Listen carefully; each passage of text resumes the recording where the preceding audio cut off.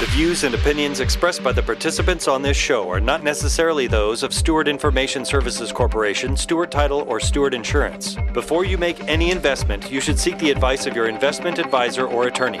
Whether you're a real estate broker, realtor, homeowner, buyer, or seller, everything matters when it comes to real estate. This is Real Estate Matters with Stewart Title. Stewart Title's Bill Napick and guests open the door to what really matters in owning, buying, and selling real estate. And now, Real Estate Matters with Stewart Title, brought to you by Stewart Insurance. Here to inform, entertain, and inspire, Bill Napick. Welcome to the show. It is Real Estate Matters with Stewart Title. I'm your host, Bill Napick. Thank you for joining us on edition number 415 of Real Estate Matters with Stewart Title. Reminding you, first things first, go to stewart.com/radio in case you want to see and hear this edition again or any of the past 400 and some shows. That's right. Just go to stewart.com/radio as we make a YouTube video of each show. And we're going to start right away because we have so much to talk about today. One of our treasures right here in Houston, Texas, in fact, probably all of Texas, is our Memorial Park. And today, with the Memorial Park Conservancy, we have the president and CEO, Shelly Arnold. In addition, we have two top luxury realtors with Compass Real Estate in Houston, Texas. So let's get down to business right now as we welcome Shelly Arnold, the president and CEO of the Memorial Park Conservancy. Shelly, welcome to the show. Thanks, Bill. It's great to be here. People love Memorial Park, don't they? People love Memorial Park. It holds a special place in Houstonians' hearts. It really does. Let's tell people, first of all, about the Conservancy, what your organization does. Well, we are a nonprofit of 501c3, and we operate and maintain most of the park on behalf of the city. So Memorial Park is a public park. It's owned by the citizens of Houston. It's 1,500 acres, which is nearly twice the size of Central Park, and we operate and maintain 1,100 of the 1,500. That's a lot of acres, and it's right in a very strategic part of the city, right there on the west side of Houston. And it really is. It's considered centrally located. It's very unusual on a national scale to have a park that size centrally located. It's in the west part of the central part of Houston, inside the Loop, and it's very unusual to have especially a park that's an urban wilderness park that big, that close in. And let's tell people, especially those that are outside of Houston, because even when people visit the city, it's used by our residents, no doubt, but I know a lot of people that come to visit and they're like, oh, I love Memorial Park. So let's tell people some of the things that are done, certainly joggers and walkers, but what are some of the things we can do if we want to visit Memorial Park? Well, one time I counted all the things to do, and I stopped counting at 40. There were so many things. That many? There were that. I mean, certainly, jog and run and walk and high-speed cycle and mountain bike and rollerblade, and there's golf, there's tennis, there's a fitness center. Baseball. There's baseball, softball, there's multi-purpose field soccer, there's picnicking, passive recreation, nature watching. Nature watching is a big one. People watching. Memorial Park really reflects Houston. Houston is, ethnically, culturally the most diverse city in the U.S., and Memorial Park reflects that as well. On any given Saturday, you'll see hundreds or thousands of people there, and you'll hear so many languages and see so much different cultural dress. It's really, really exciting. And I'm glad you said people watching because of all the activities, and they're all great. In fact, when my son was just a little guy, he's 38 years old now, but we used to ride mountain bikes in the trails with friends, and that was a big part of his growing up. But yes, the people watching is super fun. I like to do that. I do too, and I actually am a mountain biker too, so I do ride the trails on the south side. But one of my favorite things is people watching, and then the other favorite one is nature watching. Is watching the birds and turtles and all the nature that thrives in Memorial Park. And as you mentioned that, I was on your website. Let's tell people the website because there's so many things that we can't mention in the time on the show, but we want to make sure people hit the website because you talk about the elements of nature, the various animals, and all those things on the website. What is it? It's memorialparkconservancy.org. So www.memorialparkconservancy.org. Let's tell people about the event that just happened Last Saturday, actually. Yeah. So we are working on $200 million worth of projects in the park right now, of improvements, and we being our partners at the Uptown Houston, our partners at the Kinder Foundation, and at the Parks and Recreation Department in the city of Houston. We're working on these projects. One of them, we'll have these projects delivered by 2028. One of them is a 100-acre project called the Land Bridge and Prairie Project.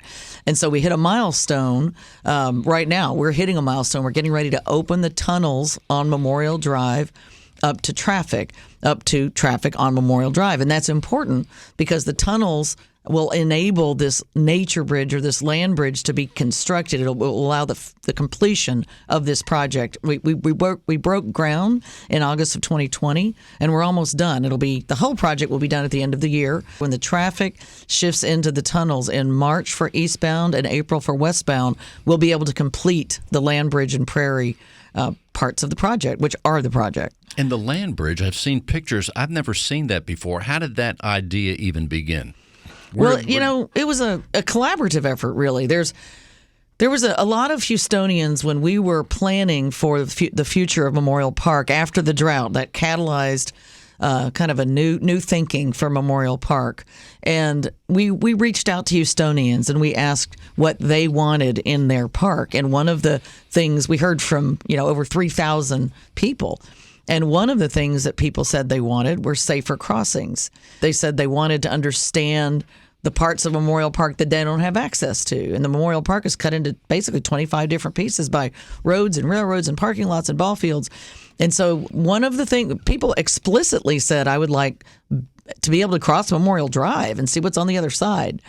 And so that was sort of one driver. But then we studied the park. We had 25 ecological scientists, ecologists and scientists, biologists, stormwater management experts, all kinds of people. Learned that we also had other needs, and we had needs to manage stormwater better for Houston in Memorial Park. So that's really important for Houston, not just for the park.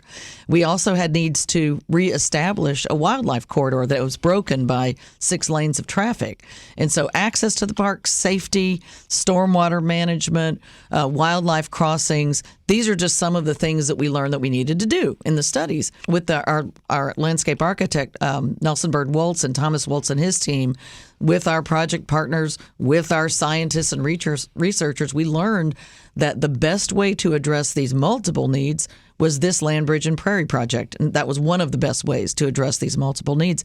And it does all of these things and even sequesters carbon, CO2 better, the prairies, hold more stormwater and sequester more carbon dioxide. And those are great benefits of what we're building in this 100-acre project. It's going to be fun, too.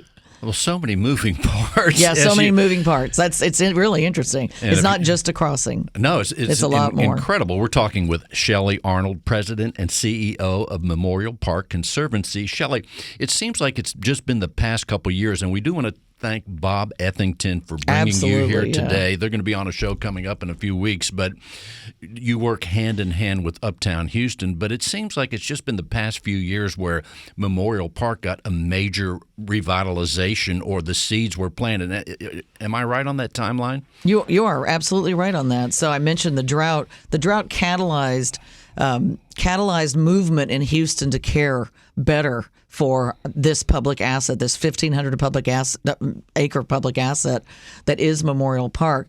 The city came together through the Uptown Development Authority with the private sector.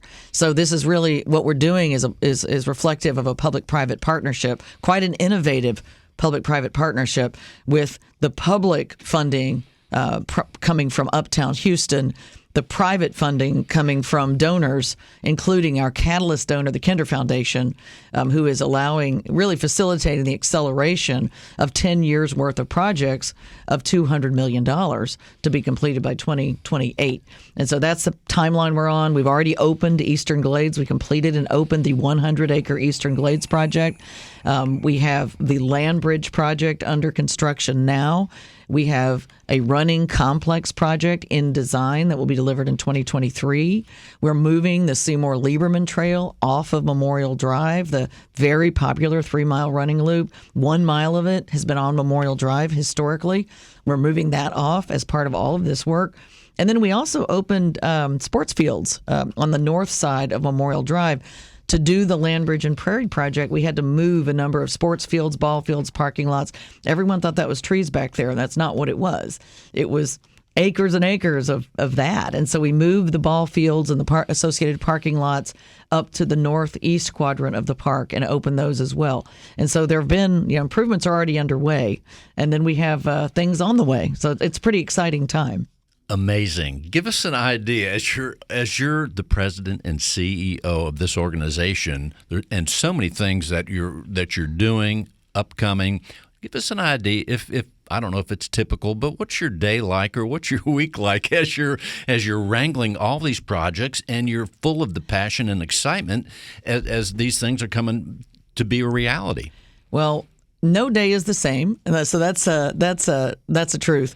One thing that's great is that we have such strong team members in both our staff and our volunteer board, as well as our project partners. And so it's really a lot of, you have to harness the power of the talent around you and the commitment around you. It's really about harnessing that power, and so it's about whether it's getting the word out like you're helping us with right now, and thank you for that, or bringing people in to organize our March 10th gala, which will be in the park, memorialparkconservancy.org. It will be in Eastern Glades, kind of doing those things. We also care for and maintain the parts of the park that we're improving.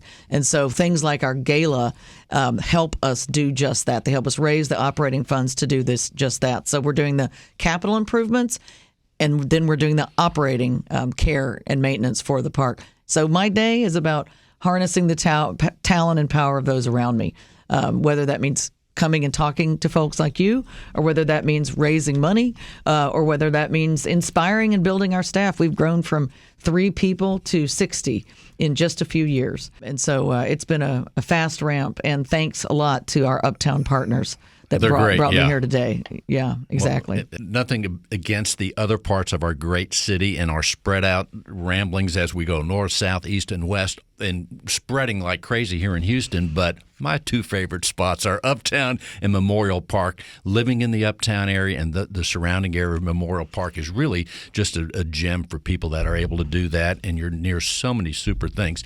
Give us an idea, a quick word on the history of Memorial Park, because it has, and that could be a 2-hour show in itself, sure. I know, but it just a few be. bullet points there, Shelly, on the history of Memorial Park that even the Houstonians that run there every day and don't cycle, know, sure. I bet they don't know a lot of these things. Sure. Well, there's really there's a couple things to consider. There's the ecological history and the cultural history, and they both play into the park now. The ecological history, much like Houston Memorial Park was, a native Gulf Coast prairie, and that is what is most absorbent for stormwater, for carbon dioxide. That is what is most absorbent and healthy and resilient for our environment. We are restoring the Gulf Coast prairie in parts of the park. And right now, along the Gulf Coast, there's less than 1% of 1% left. And that explains, in part, why we have such problems with flooding, for example. We're restoring parts of the park to native Gulf Coast prairie, also to forest and other things as appropriate. And culturally, Memorial Park has a rich history and an important history that ties back to our nation's history. And that is, it was a World War I training camp. And it was called Camp Logan, and the park was set aside and named to honor those who served, and they served in 1917, 1918 by training or volunteering. There were a lot of volunteers who came and served in Memorial Park. That's why the park is named, and a lot of the work that we're doing pays tribute to those who served. There's also a part of that history that is a very difficult part of Houston's history, which are what are considered to be the riots and mutiny associated with Camp Logan and with Houston. Although they weren't really riots and they weren't really a mutiny. The more history is learned about this tragic time of that was really precipitated by racial injustice and treatment, the more we understand, the more we know. And it's important for our stories today. And we'll tell those stories as part of the work we're doing in Memorial Park. And if you're someone that uses the park right here in Houston, if you're a tourist and you come to Houston, visit Memorial Park. However, if you use the park daily or whenever, I think if they go to the website, memorialparkconservancy.org, you'll learn more about it and have an extra appreciation as you're making that 3-mile turn, especially in the summer when it's super hot and all those. Well, right now, the most visible thing is the Land Bridge and Prairie project. So I'll spend a little more time on that. That project, as I mentioned, it will open at the end of the year. What people are seeing are these tunnels that cars will drive through, will open up in March and April. But really, that project will bring so much to Houston. The other thing we heard from Houstonians is they want a place to gather. Memorial Park wasn't viewed as, and hasn't been viewed traditionally as, very family friendly, for example, and not a lot of places to gather and picnic. And so this will be an additional place on top of those 35-foot hills. We'll have 2 35-foot hills with fantastic views of the uptown skyline, of the downtown skyline, and a place to throw a picnic blanket down. That'll just be fun. We'll have trails. We'll have, it would add a whole element of it would be iconic for Houston. This Land Bridge and Prairie project with the associated hills will really be something that will change the way people think about Houston. It's a rare instance in Houston of where green is winning over gray. Green's winning over the highway. And it's such a complex design project that achieves so many objectives. We really think it's going to garner national and international acclaim and attention because there's nothing like it in the U.S. or in the world that we've identified with all of the objectives and all the complex design that went behind it. And bottom line for Houstonians, it's going to be fun. Another Houston distinction. Ladies and gentlemen, Shelly Arnold, President and CEO of the Memorial Park Conservancy. Shelly, thanks for being on the show. Thanks for what you're doing. Thanks for helping get the word out, and appreciate you. Time for a picnic. Exactly. Let's welcome David Young. He is with Young Realty Group and Compass. David, welcome to the show. Thank you, Bill. Here we are again. It's been a while since you've been on the show. Glad you could be here today. Let's tell people about your company. I think the last time that you asked me to come on the show, I was changing brokerages. That's right. And I said, this is not a good time. So glad to be back. But then it was a whole year or two later. But here we are. Here we are. We're going to talk about real estate and your company. Yep. So I joined Compass about a year and a half ago. I've been Young Realty Group for a number of years, team leader Young Realty Group, and that was originally with Coldwell Banker. And remember, I used to work with my dad over there. We did that for many years as the David Young team. But so Young Realty Group is me and a couple other agents, a licensed assistant, and we all work together to sell lots of houses. Yeah, and how's that going right now? It's a crazy market. Let's tell people about the market right now from your perspective. Well, seller's market for sure has been that way for a couple years. You'd think COVID would have taken the wind out of the sails, but it did not. Luckily, we were essential business and could keep on going when everybody else had to slow down. So we didn't slow down. And in fact, COVID actually stimulated our market in many different ways. It changed things. People were working from home. So what did they need? A home office or a 4th bedroom to turn into a home office, maybe a 5th bedroom. They might have had a child that might have come out of the days of COVID when both parents were working from home. And then kids are now staying at home, and so they need a place to study. So everybody wants a bigger house, more rooms. They might want a little more land, a little bit of elbow room between them and their neighbors, and also a pool. So these things all drove a lot of people to start moving a little further out. The markets in Cypress and Katy and Richmond and Sugar Land have been exploding for the past couple of years with homes go on the market and they're off the market in a few days. Multiple offers come in, and even in the upper end, and it's not just the $300,000 to $500,000 homes that are doing that. It's even in the upper end and the multi-million-dollar homes that you'll end up with homes coming off the market a lot faster than they used to, and having some multiple offers on it. Lance is one of my team members and business partners here, Lance, and he'll talk a little bit about the luxury market, I'm sure. But we've had that situation with several of the homes that we've sold in the multi-million-dollar range. So. I mean, we're hearing about homes being on the market for just hours again, and then here comes the multiple offers. Right. So as if I'm a buyer, or if you're advising any of the buyers right now, what are the things that they need to know to to work with you that they need to know so that they can be successful in finding a house? It Sure, seems almost, I mean, sure. it's seems very difficult. Well, first of all, getting pre-approved, truly pre-approved, not just I talked to the lender on the phone, but getting all the documents to the lender, getting it fully pre-approved so that when you go in and author, you're not making it contingent on the financing. You already are confident you're going to get your loan. You don't need to put a 14 or 21-day period in there with a contingency because that will help you lose a contest for a bidding war there. So that's the first thing. Get fully pre-approved. Cash offers are king, too. So if you can do cash, go in with cash. So that's the first step. Then you just have to not act as if you're in charge. You're not. The seller's in charge, and you just have to say, okay, I'm not going to have the longest option period. I'm going to have to keep that shorter. If I know there are multiple offers as I go in, a shorter option period, no financing contingency, understand what the appraisal might come in low on something. So let's say you've got a $500,000 home, and the market might show that it should be worth about $475,000. You might understand that that's going to happen when you get the appraisal. So if you've got the extra $25,000 in the bank, then forget about the appraisal contingency, or make it so that the appraisal contingency shows as long as it appraises for the $475,000, I'll come in and pay $500,000 for this. So there's a few different ways that you can present your offer to the seller to make it more attractive to them, to make them. What does a seller want? They want not just the highest dollar amount, but they want to have the deal that's going to close. So they want to get into a contract with a buyer that's going to make it to closing. Well, it sounds like, simply put, you want to be ready. You want to be prepared as much as possible as the buyer. Right. So once you're prepared, like in fact, being prepared, that's the motto of the United States Coast Guard. They call it Semper Paratus, always ready. Now, what if I'm the seller? How are you advising the sellers right now? Hey, David, I want to put my house on the market. I don't know, let's say $700,000. I have a $700,000 or so home. What are you advising me, the seller, in that scenario? Sure. Well, and every seller's different. Every market's different. Every home is different. But getting the home ready for market, it doesn't mean you have to do a complete remodel on a home, but it's best to get it in good condition. Make it so that people can come in and see themselves in there. So you don't have to remodel the kitchen, remodel the master bath, but it doesn't hurt to put maybe some new light fixtures in and repaint, and maybe you get rid of some nasty old carpet.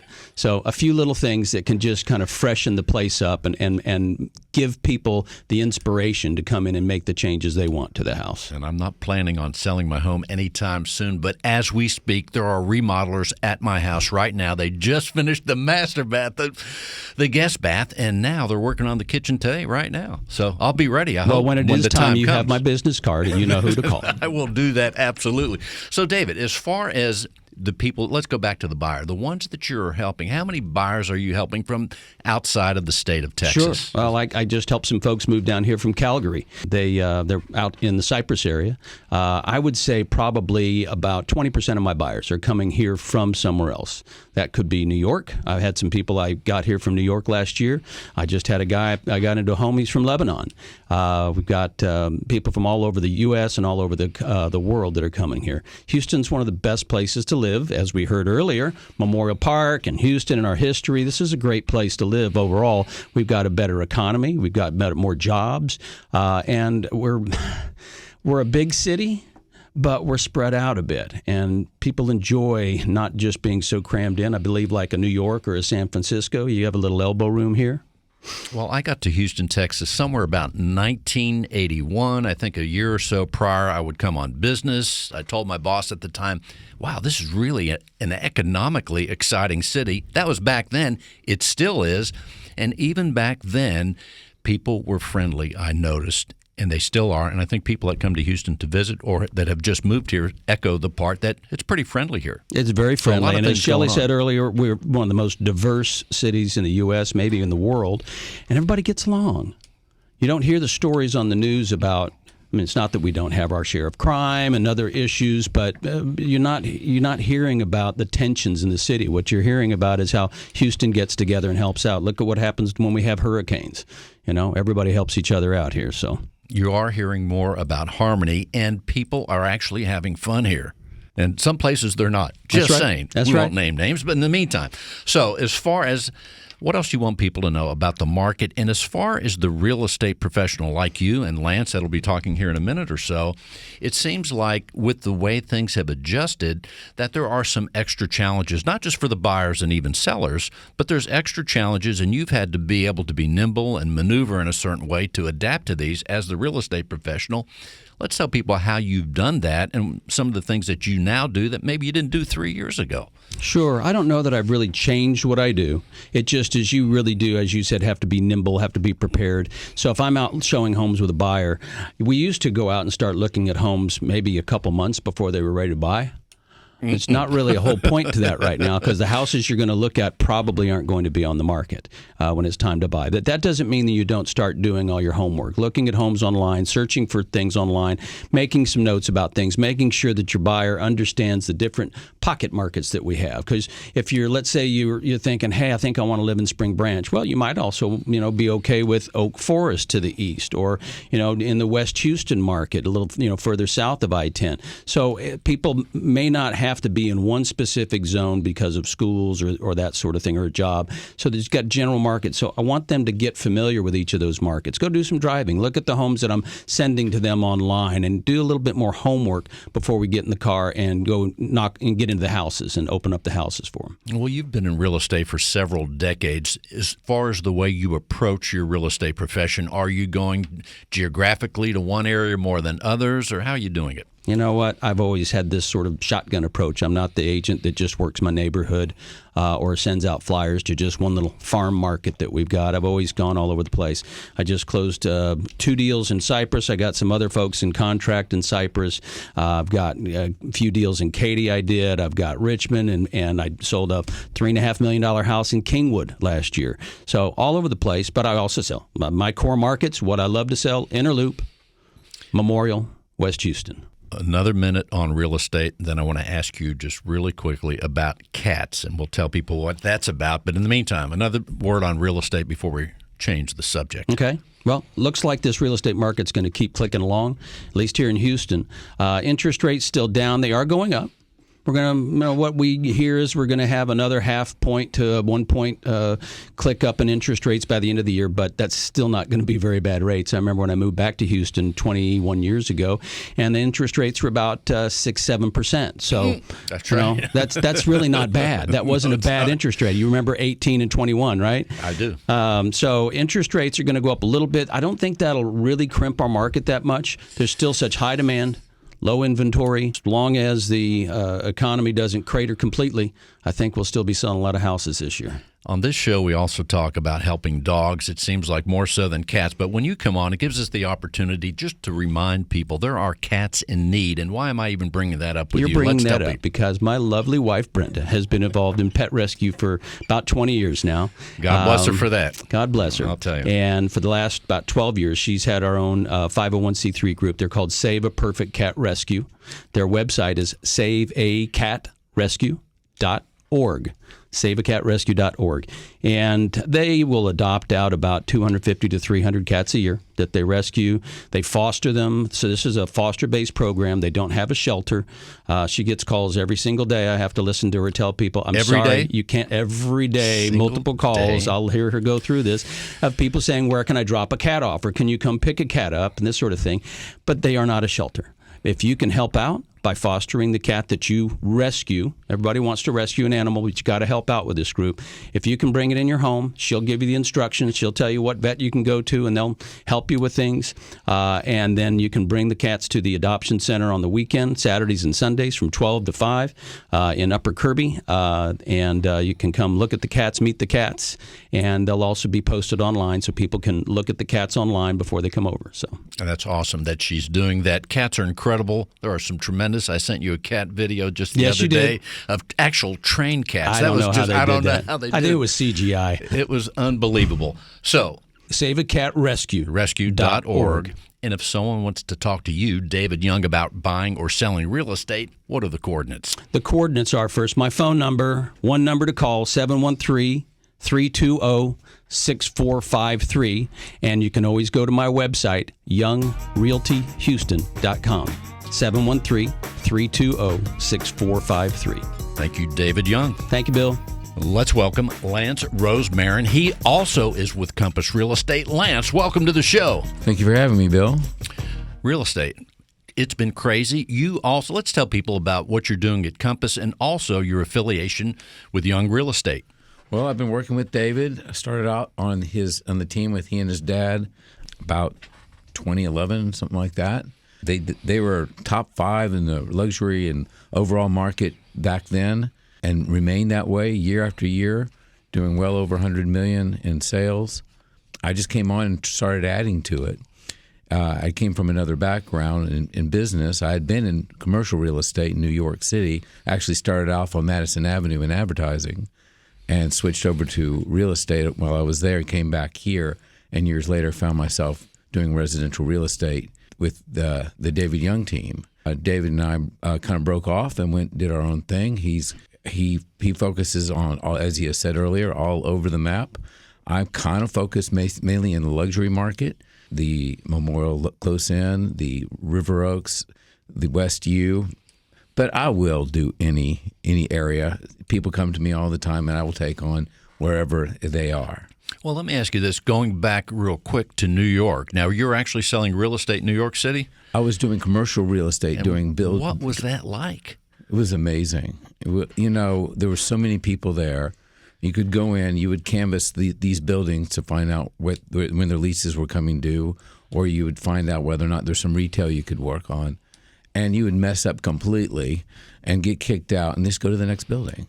And it was, and you'd learn so much about people, and the market itself kind of fell apart while I was there, which was a great way to learn it. And it was one of the reasons why I came back to Houston. But it was just amazing. Sounds like a great experience. Plus the fact that you're in commercial and there's so many people. You talk about densely populated. And I would think, I don't know, maybe that opened up even more opportunities. Yeah, no, it did. But most of it was learning. There's a cultural difference between here and there. I noticed people are a little bit more in a hurry over there than they are here. But I bet they still are. They still are, but for the most part, they're good people. You get to know them. They're all really good people. Well, let's talk here in Houston. As far as the luxury niche, let's hit upon that a little bit. How did you develop an expertise in these luxury markets here in Houston? Well, I grew up in Memorial. David and I actually grew up about a quarter mile apart from each other. We'd run back and forth through neighbors' yards. Hopping fences and things like that. Exactly, I used to do that. That's exactly it. It's a fun activity. Yes, and somehow or another, we always got away with it. And so I was kind of raised in that general area, and I understood it. It just seemed that my sphere of influence centered around what they call luxury. People's idea of luxury kind of is fluid, but mainly, I guess in terms of pricing nowadays, luxury would be considered anything from $850 on up. Primarily, right now, if I've been working primarily in the River Oaks area, and those areas, that area is like $3 million and up, which is a lot of money, but it's also that's where that market is, and our office is right by there as well too. So, in terms of luxury, that's basically where I've been kind of focusing my efforts. It's elephant hunting.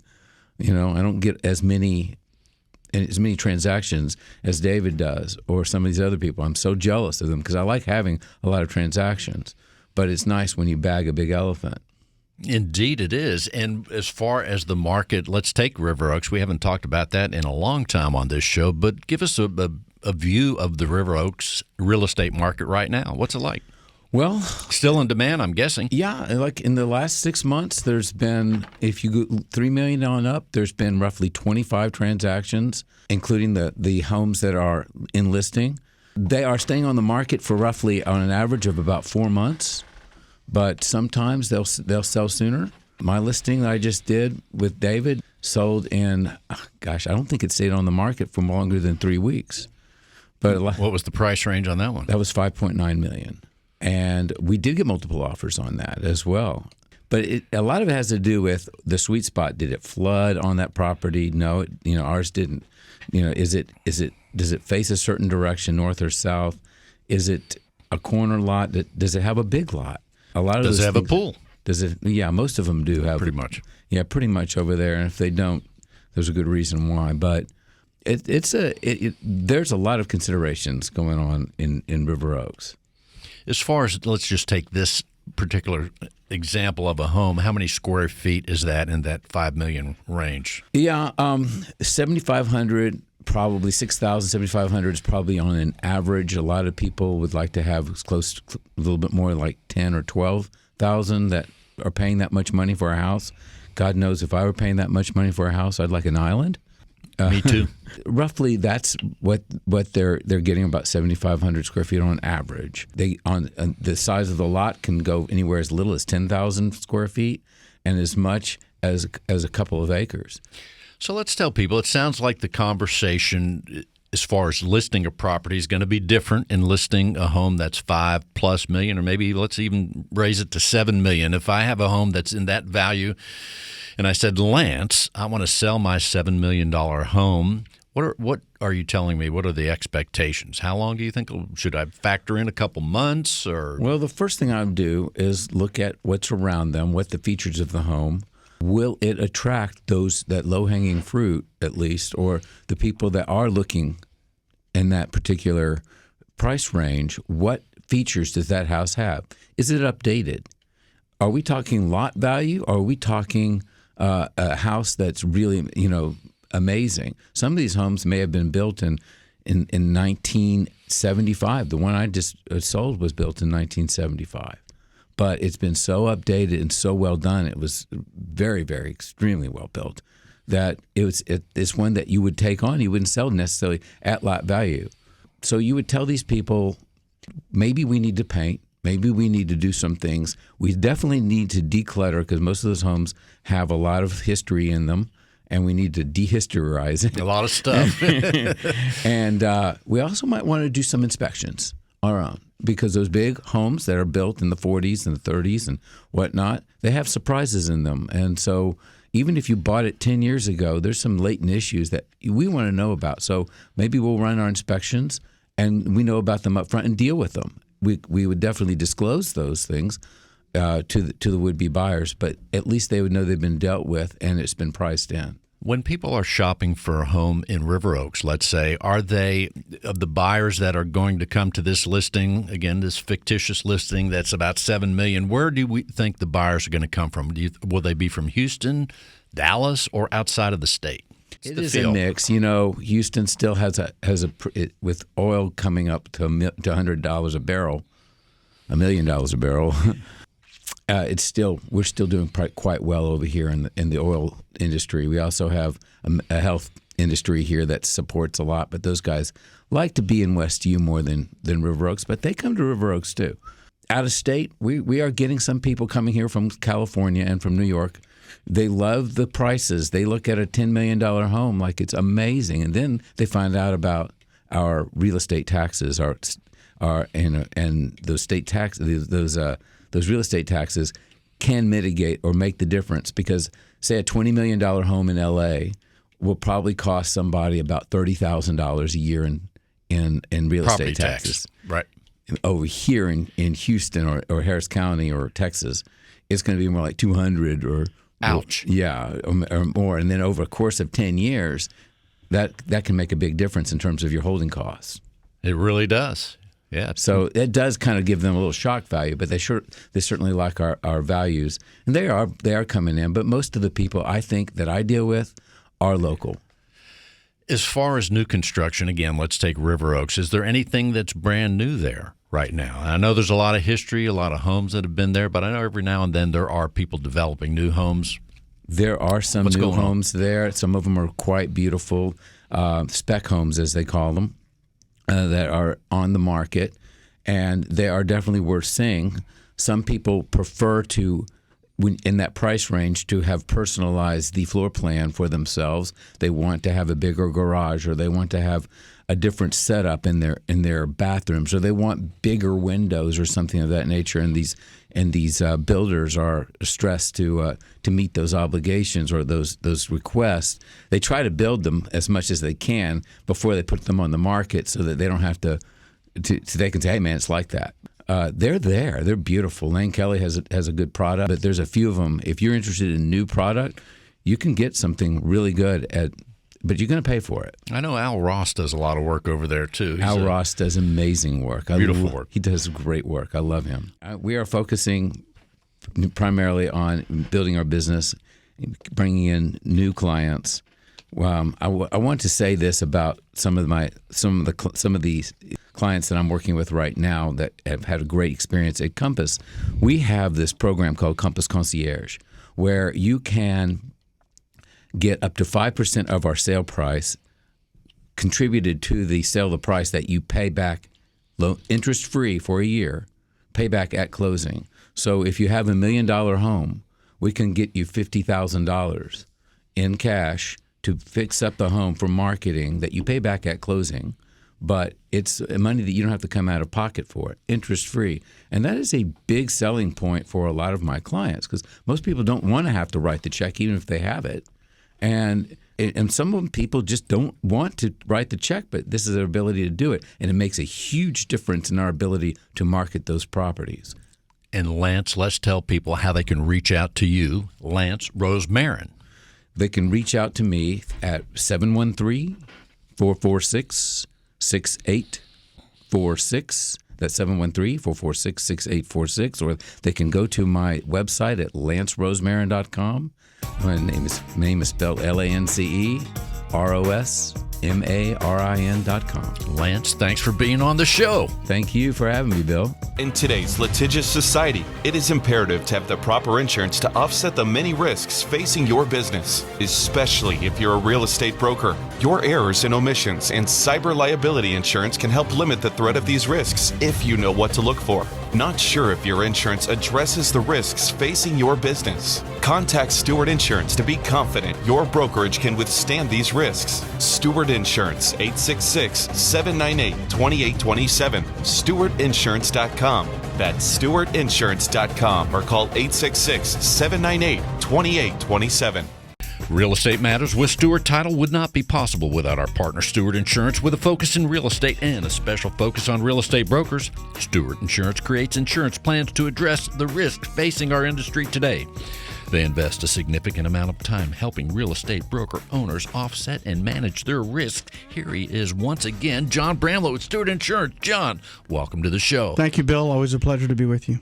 And people far and wide, we say it every week, they love insurance. And who doesn't love to talk and hear about insurance? That's the highlight of everybody's week.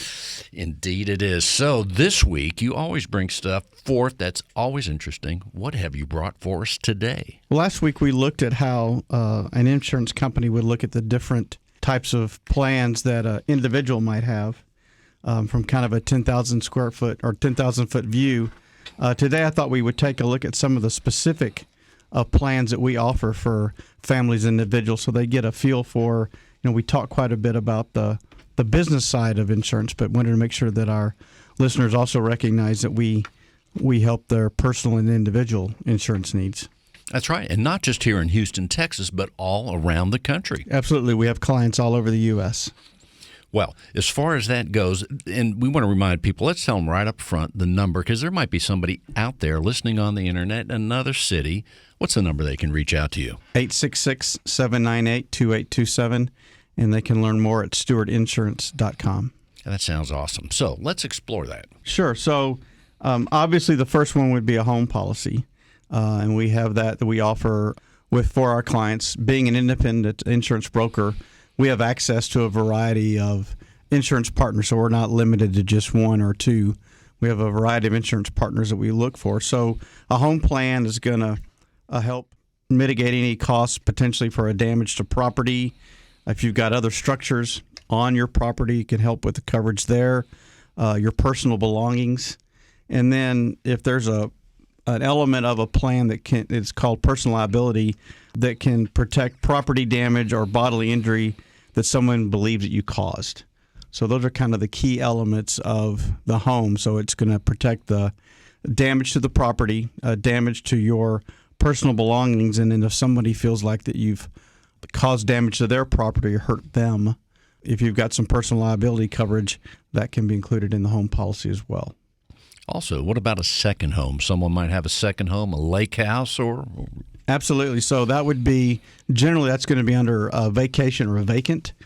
Sometimes that's called dwelling fire, and those are available. Those homes, you're going to want to have a liability element to it, and you're going to want to have some coverage for the structure. The key is going to be how often and how long the home is vacant. If it's continually occupied, that's going to be a different look and different type of coverage consideration than one that's vacant on a considerable amount of time. So that would be one that we would want to take a look at, would be vacation property, or, as I said, sometimes you'll see it called dwelling fire. Well, we mentioned this, I think, last week or the week before, but I want to remind people, because there's a lot of people buying just lots and land in some places. And a lot of times, if you have purchased 15 or more acres, you may think, I don't need insurance. It's just land. If you have an acre.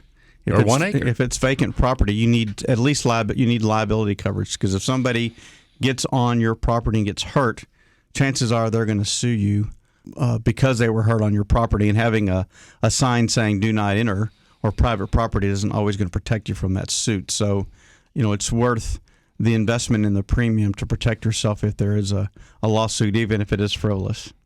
Well, the point is, as we think about insurance being a tool for us to protect our assets and to keep our financial strength at whatever level it is, to keep it healthy, and that's the tool that insurance is. Absolutely. And if you're a renter, whether it's an apartment or a home, we can help you out in that instance, because you're still going to want to have some liability coverage, and you're still going to want to have some coverage for your personal property.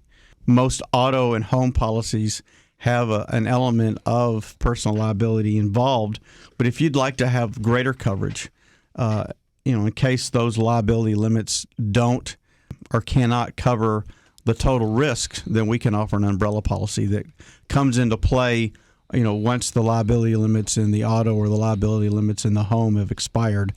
You can add an umbrella policy that's just kind of an additional backstop, if you will. It's funny you mention it. As far as renters go, I've heard, because of the buying frenzy and people losing deals, that some buyers are actually giving up at some point and waiting until the market conditions change, if that's ever going to happen.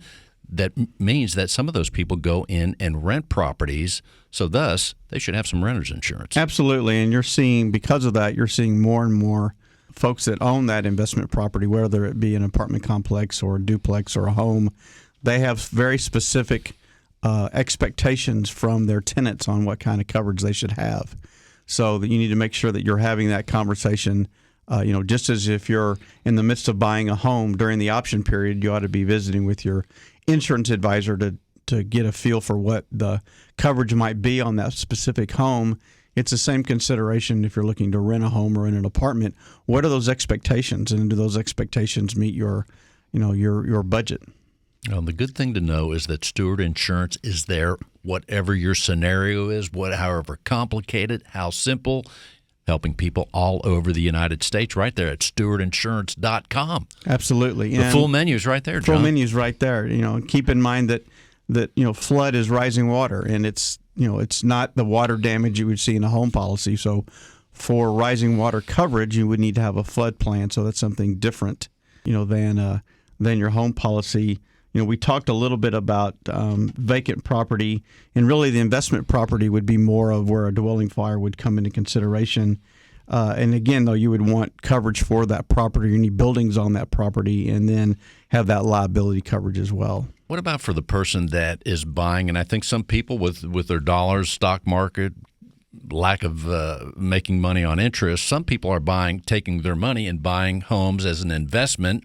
Either they fix them up or they sit on them for maybe a month or two and then they flip them. What about people that are flipping properties? Well, again, you're going to want, if it's strictly for an investment, then you're going to want to look at some sort of an investment property or dwelling fire coverage, that at least it's going to give you some protection from a liability in case somebody gets hurt or there's a damage to somebody's property, and then coverage for the property itself.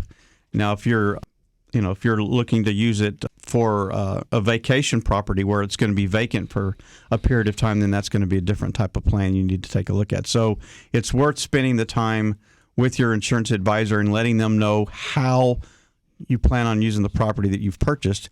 And based upon that use, then we can determine what's the appropriate plan. And before we close the segment, what else should people know? Well, if you would like to be properly insured and be Who comfortable. doesn't? Yeah, well, we hope everybody does. Exactly. and make sure that the coverage you have, that you understand what that is, whether it's the most robust policy there is or a plan that's very conservative. As long as you're comfortable with the amount of risk that you're taking on versus the amount of risk that you're giving to the insurance company, then, in our minds, that's properly insured. And we would love to help our listeners with that. And they can reach us at 866-798-2827. They can email us at stewartinsurance@stewart.com. Or as you mentioned earlier, Bill, they can find us online at stewartinsurance.com. The phone number again is 866-798-2827. one more time just for the fun of it. 866-798-2827. Thank you so much, John Bramlett with Stewart Insurance. Thank you, John. Always a pleasure, Bill.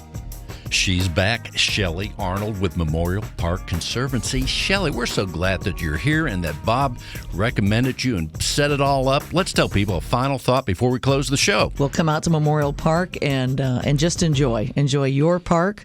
And you can reach us at memorialparkconservancy.org. Follow us on social media and join us. March 10th, we have our gala in the evening, and it'll be fun. It'll be in Clay Family Eastern Glades. Thanks so much, Bill, for having me on. We're so glad that you're here. And I want to recommend, again, whether you're using the park on a regular basis, go to the website, because I guarantee you there's so many great things on there, especially the history and then where you're going and some of the drawings. I mean, it's very simple, memorialparkconservancy.org. And we want to have you back sometime soon, Shelly. I would love that. Thank you so much, Bill. Thanks for being on the show. He's back, David Young with Compass Real Estate. David? Hey, Bill. Well, everybody always asks me, is this a good time to sell? Is it a good time to buy? And you know when it's a good time to sell?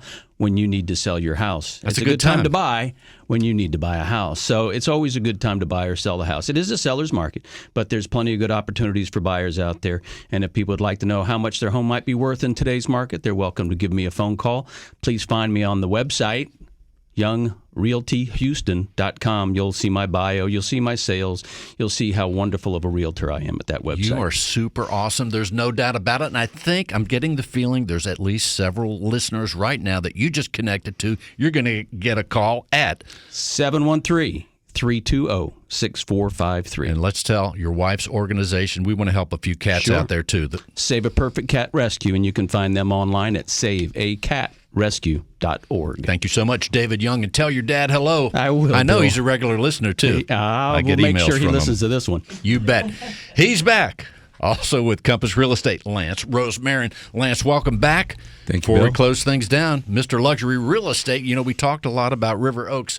Before we close, tell us about one more thing, one more luxury area that you want people to know about that you're Well, that would on be top Memorial. Memorial is Love killing Memorial. it right now. Yeah. It really is. People after the pandemic realized that they wanted more space. So at Memorial, you get more bang for your buck out there in terms of space. So it's a great place to live. And if you're curious about the value of your home, give me or David a call. 713-446-6846. 713-446-6846. And when I think of Memorial, that area right away, I'm seeing a bunch of trees right now, right in my mind. That's right. They're there. There's a beautiful place. Thanks to the Conservancy.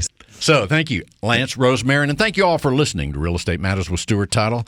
I'm your host, Bill Napick, on behalf of John Bramlett, Tom Carpentier, Juliana Bareford, who's right here today, our business development officer, doing tremendous work 24/7 right there in our Curvy Grove location. So thanks for listening. Simply go to stewart.com/radio. You can see and hear the show, all the shows, this one and all 400 others. Stewart.com/radio. Thank you for listening. We'll see you next week. Go to Memorial Park. I'm on my way right now. I think I'm going to have a picnic with all our guests. We'll see you next week. When it comes to owning, buying, and selling real estate, tune in Sundays at 5 p.m. to Real Estate Matters with Stewart Title, brought to you by Stewart Insurance.